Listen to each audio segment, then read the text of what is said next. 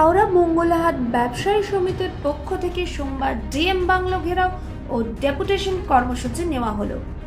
হাওড়া মঙ্গলাহাট ব্যবসায়ী সমিতির সম্পাদক রাজকুমার সাহা জানান, শান্তিরঞ্জন দে একজন ভুয়ো মালিক। কোর্ট তাকে মালিকের স্বীকৃতি দেয়নি, তদন্তের স্বার্থে তাকে জিজ্ঞাসাবাদ করছে, তাই তাকে ভুয়ো মালিক বলা হয়েছে। সেই ভুয়ো মালিকের লোকজন এলাকার ব্যবসায়ীদের হুঁশিয়ারি দিচ্ছে এবং টাকা চাইছে। এমনকি সেই ভুয়ো মালিক মুখ্যমন্ত্রী মমতা বন্দ্যোপাধ্যায়ের ছবি নিয়ে স্থানীয় বিধায়কের নাম করে তাদের কালিমালিপ্ত করে ভুয়ো সমিতি খুলেছে, এমনটাই অভিযোগ উঠছে। তারা চায় প্রশাসন তাদের পাশে থাকুক, যাতে তারা শান্তিপূর্ণভাবে ব্যবসা করতে পারেন।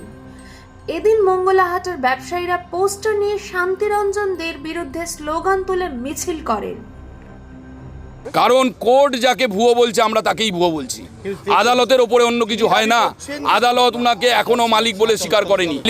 উনি এটাই বলতে চাইছেন যে হাওড়াহাট মঙ্গলাহাট ব্যবসায়ী সমিতি যারা ওখানে হাওড়া পোড়াহাট সংগ্রাম সমিতির সঙ্গে আন্দোলনে যুক্ত হয়ে যে পরিমাণ ওখানে ব্যবসায়ীদের সুযোগ সুবিধা করে দিয়েছে সেটা তো তার চক্ষুস্থল হবেই।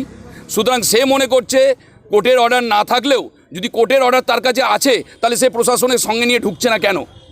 যদি কোর্টের অর্ডার কারোর কাছে থাকে সে প্রশাসনের কাছে যাবে, আমার কাছে কোর্টের অর্ডার আছে ঢুকতে দেবে তাকে প্রশাসন, সেখানে তো আমাদের কোনো বাধা নেই। আসলে তার কাছে কোর্টের কোনো অর্ডারই নেই। Bureau report, U Bangla TV. U Bangla TV হৃদয় ছুঁয়ে যায়।